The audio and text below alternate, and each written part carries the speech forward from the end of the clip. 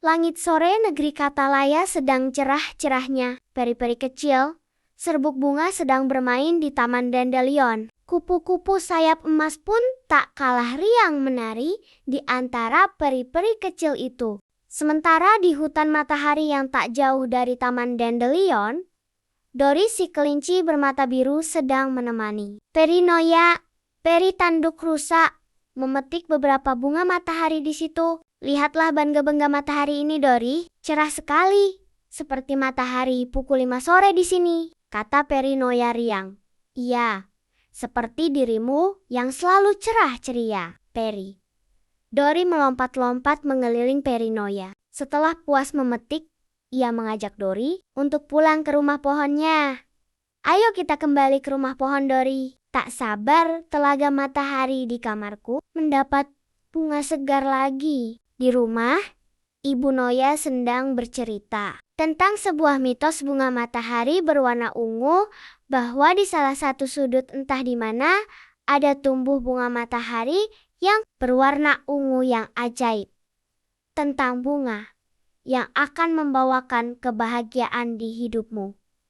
Peri Noya, yang notabene adalah penggemar bunga matahari, sangat ingin memilikinya. Peri Noya lalu berlari secepat rusa menuju hutan matahari. Dia berlari menyusuri tiap sudut hutan untuk mencari bunga matahari ungu tersebut. Peri remaja itu ingin membuktikan kebenaran cerita ibunya. Di mana bunga mataharinya? Dia bertanya pada dirinya sendiri. Langit hampir gelap dan dia sama sekali tak menemukan apa-apa. Bukankah semua ini adalah bunga matahari?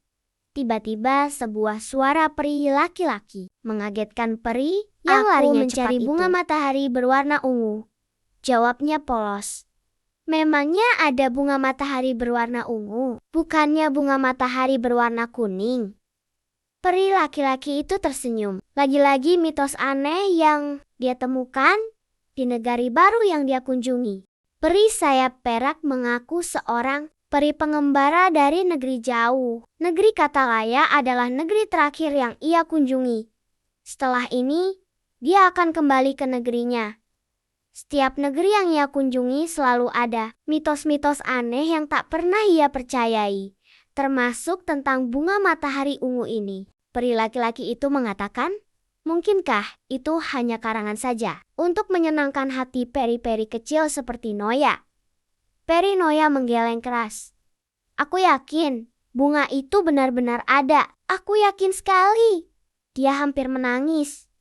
Peri sayap perak ingin tertawa, tapi takut menyakiti hati peri cantik di depannya. Baiklah, aku akan membantumu mencari bunga itu. Maukah kau menunggu sedikit lebih lama, Peri? Tanduk rusa Peri Noya tiba-tiba bersinar lebih terang dari biasanya. Aku akan menunggumu, pasti.